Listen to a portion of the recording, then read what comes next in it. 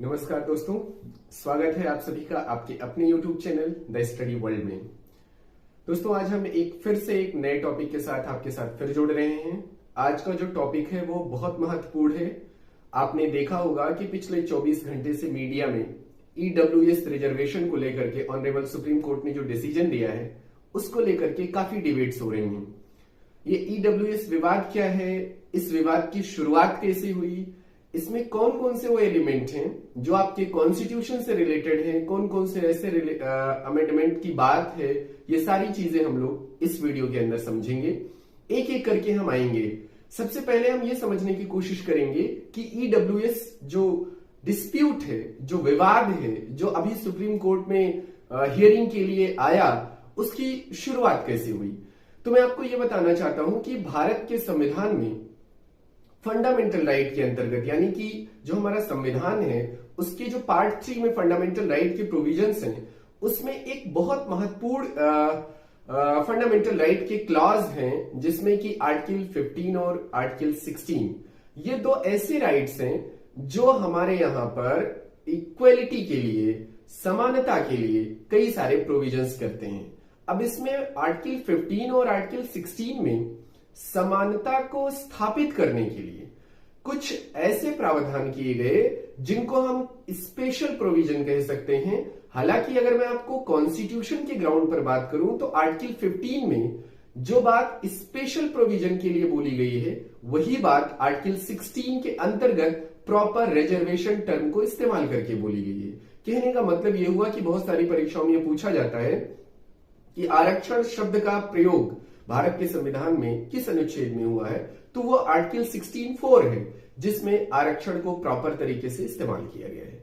अब बात आती है ये स्पेशल प्रोविजन पहले किन लोगों को दिया गया, किन समूहों को दिया गया। तो मैं आपको बता दूं कि हमारे यहां जो ये स्पेशल प्रोविजन है जिसका उद्देश्य इक्वलिटी को स्टेब्लिश करना है, वो पहले जातिगत आधार पर रहा।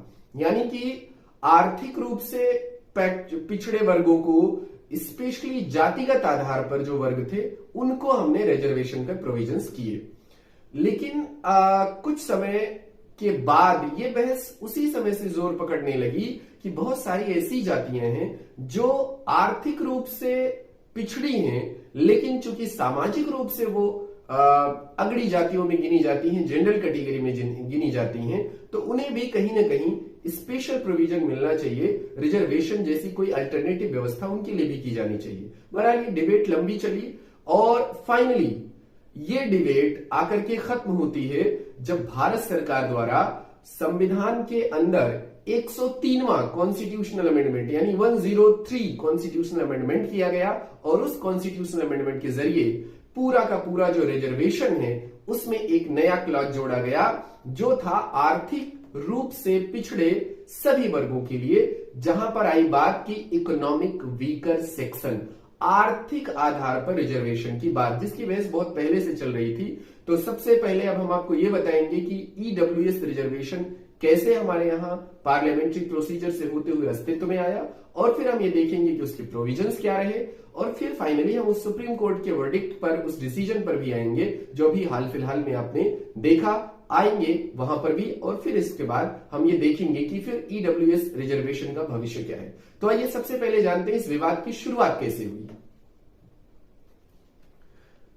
देखिए आपकी स्क्रीन पर मैंने एक डिस्प्ले किया हुआ है, इसमें कुछ बातें आपको मेरे साथ यहीं से स्टडी करना है।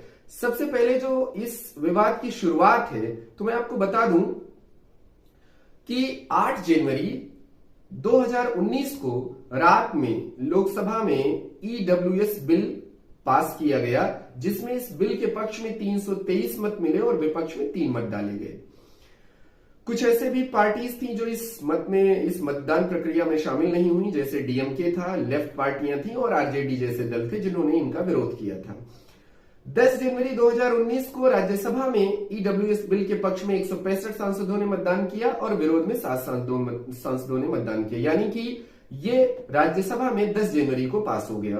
31 जनवरी 2019 को केंद्र सरकार के कार्मिक और प्रशिक्षण विभाग ने ईडब्ल्यूएस आरक्षण को लेकर नोटिफिकेशन जारी कर दिया और 103वें संविधान संशोधन के जरिए भारतीय संविधान के अनुच्छेद 15 और 16 में खंड 6 जोड़ करके देश भर में आर्थिक रूप से कमजोर सवर्णों को नौकरी और शिक्षण संस्थानों के प्रवेश में 10% आरक्षण का ऐलान कर दिया गया। ये जो प्रावधान किए गए, इसके प्रावधान के ठीक एक साल बाद यह हुआ कि फरवरी 2020 में मध्य प्रदेश हाईकोर्ट में 5 छात्रों ने ईडब्ल्यूएस आरक्षण के खिलाफ याचिका दायर की, जिसमें कहा कि 10% ईडब्ल्यूएस आरक्षण से एससी, एसटी, ओबीसी को बाहर किया गया है, जो संविधान की मूल भावना के खिलाफ है। इसका यह मतलब हुआ कि जो संविधान की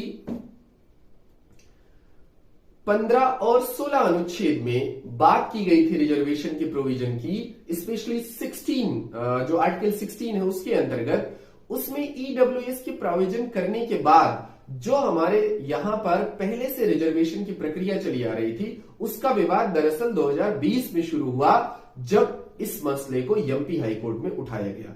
इसके बाद यह हुआ कि इस विवाद को लेकर के सुप्रीम कोर्ट में तकरीबन 25 से ज्यादा याचिकाएं पड़ी और फाइनली सुप्रीम कोर्ट की बेंच एक तय हुई, जिसने अभी हाल फिलहाल में हियरिंग की है और फिर वो पूरा फैसला आपके सामने आ चुका है।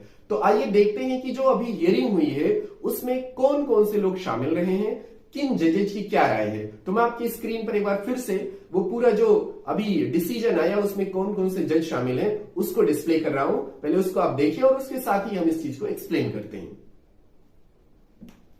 देखिए हुआ क्या कि जो ये जजेज की बेंच बनाई गई, एक्चुअली 5 सदस्यीय एक जज की बेंच बनाई गई है, 5 सदस्यीय जजों की बेंच बनी हुई है, जिसमें चीफ जस्टिस के साथ साथ 4 और जजेज हैं। अब देखिए चीफ जस्टिस के साथ कौन कौन से हैं, उन जजेज के मैं नाम बता दे रहा हूं, आपकी स्क्रीन पर दिखाई दे रहा होगा।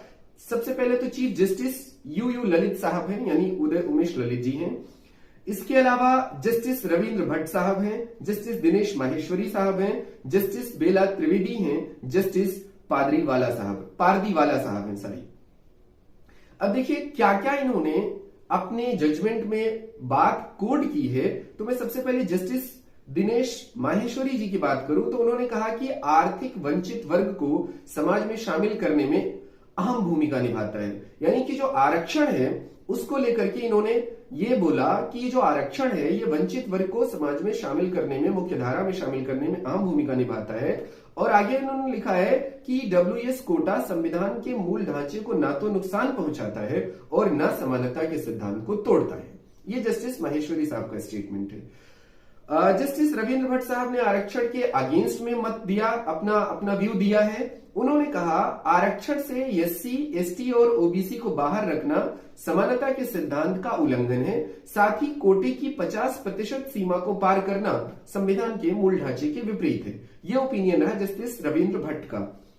और यू ललित साहब जस्टिस रविंद्र भट्ट की ही बात से सहमति जताते हुए ये कहते हैं कि मैं भी जस्टिस रविंद्र भट्ट साहब की ओपिनियन से सहमत हूं, अतः मेरी राय और जस्टिस रविंद्र भट्ट साहब की राय इस आरक्षण के प्रावधान के विपक्ष में है, यानी हमारी राय अगेंस्ट है।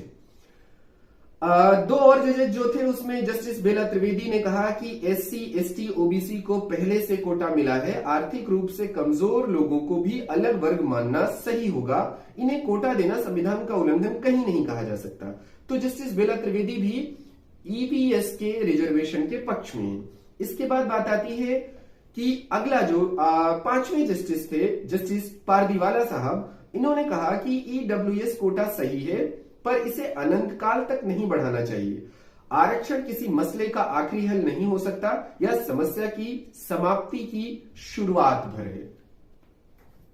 यानी इसका मतलब यह हुआ कि ये 5 जजेज की जो बेंच बनाई गई, इसमें जस्टिस 4 अलग अलग जजेज थे और चीफ जस्टिस साहब को मिला करके ये पूरी जो बेंच बनी है इसने सुनवाई की है। और फाइनली आरक्षण, जो कि आर्थिक आधार पर आरक्षण का जो ये पूरा प्रोसेस आपने को मैंने डिस्कस किया, जो ये हियरिंग हुई है सुप्रीम कोर्ट में, इसको सही ठहराया गया है। 3-2 से ये आरक्षण जो ईडब्ल्यूएस का आरक्षण है इसे सही और वैध ठहराया गया है। तो वर्तमान में जो ये ईडब्ल्यूएस का आरक्षण है इस पर सुप्रीम कोर्ट ने भी अपनी मोहर लगा दी है। तो अब ये आरक्षण जो है ये जारी रहेगा जब तक कि अगला कोई डिसीजन नहीं आ जाता या अगली कोई कोर्ट की कोई ऐसी हियरिंग नहीं आ जाती जो इस डिसीजन के कुछ इतर हो या इस डिसीजन को खत्म कर रही हो। या दूसरे शब्दों में ये भी कह सकते हैं कि अगर कोई पार्लियामेंट्री प्रोसीजर हो रहा है, कॉन्स्टिट्यूशन में अमेंड करके कोई बात हो रही है, तो प्रोविजंस बदलेंगे। अदरवाइज अभी सुप्रीम कोर्ट भी और हमारी पार्लियामेंट के द्वारा जो 103वां कॉन्स्टिट्यूशन अमेंडमेंट हुआ है, उन दोनों से ही ईडब्ल्यूएस आरक्षण जो है वो अभी प्रोविजन में रहेगा और इसे सुचारू रूप से संचालित किया जाएगा। अब बात आती है कि इस ईडब्ल्यूएस रिजर्वेशन का भविष्य क्या है। क्या ये हमारे यहां समता स्थापित करने के सभी जो उपलब्ध विकल्पों में वो सर्वश्रेष्ठ है?